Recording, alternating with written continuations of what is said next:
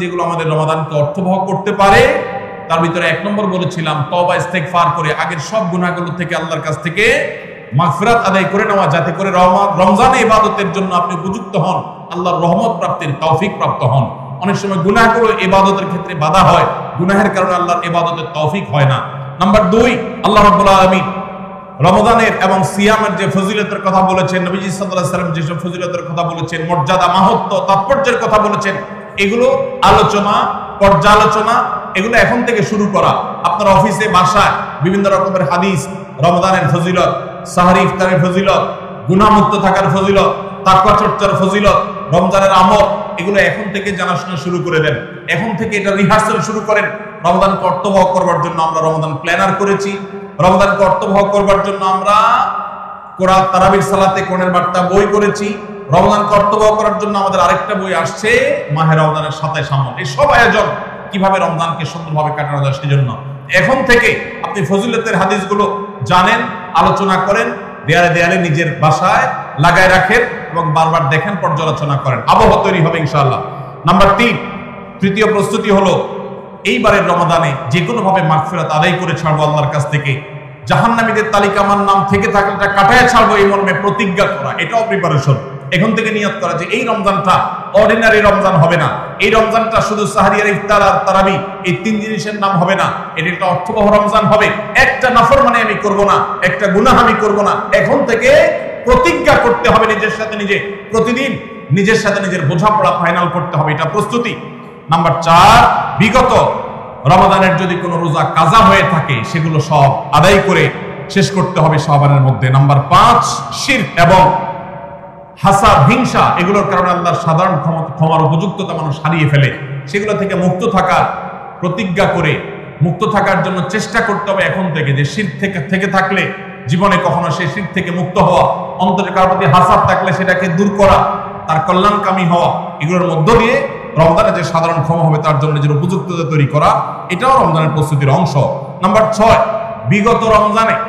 বিগত রমজানগুলোতে কোন কোন কারণে আমার আমল হয় না, কোন দোস্তের কারণে, কোন বন্ধুর কারণে, কোন গ্রুপের কারণে, কোন অ্যাপসের কারণে, কোন ফেসবুকের কারণে, সেগুলো একটা একটা করে এই রমজানে যেন জীবনে না থাকে সেগুলা ছিন্ন করার জন্য প্রস্তুতি নেওয়া। নাম্বার 7, রমজানের মাসলা মাসাইল গুলো জানা, এটাও রমজানের প্রস্তুতির অংশ, এখন থেকে সেটা করা।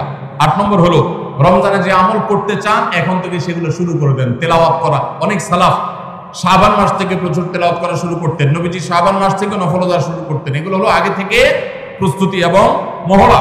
রমজানে যা করবেন, দান সদকা করবেন, এখন থেকে লিস্ট করেন, তালিকা শুরু করে দেন, টাকা পয়সা শুরু করে দেন, এগুলো হলো পার্ট অফ প্রিপারেশন। 9 নম্বর হলো রমজান কিভাবে কাটাতে চান তার একটা রুটিন করে ফেলেন, দিন রাত 24 ঘন্টার রুটিন। বাচ্চাদের, ফ্যামিলির অনেক ধরনের আমল আছে রমজানকে কেন্দ্র করে, যেগুলো হারিয়ে গেছে আমাদের সমাজ থেকে। রুটিন করেন এবং ইলম অর্জন করার চেষ্টা করেন। নাম্বার 10, চাঁদ দেখার চেষ্টা করতে হবে, এটাও রমজানের প্রস্তুতির অংশ।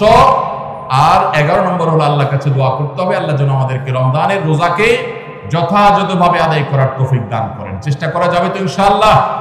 আল্লাহ রাব্বুল আলামিন আমাদের সবাইকে রমজানকে সর্বোচ্চ কাজে লাগাবার, সর্বোত্তম ব্যবহার করবার তৌফিক দান করুন।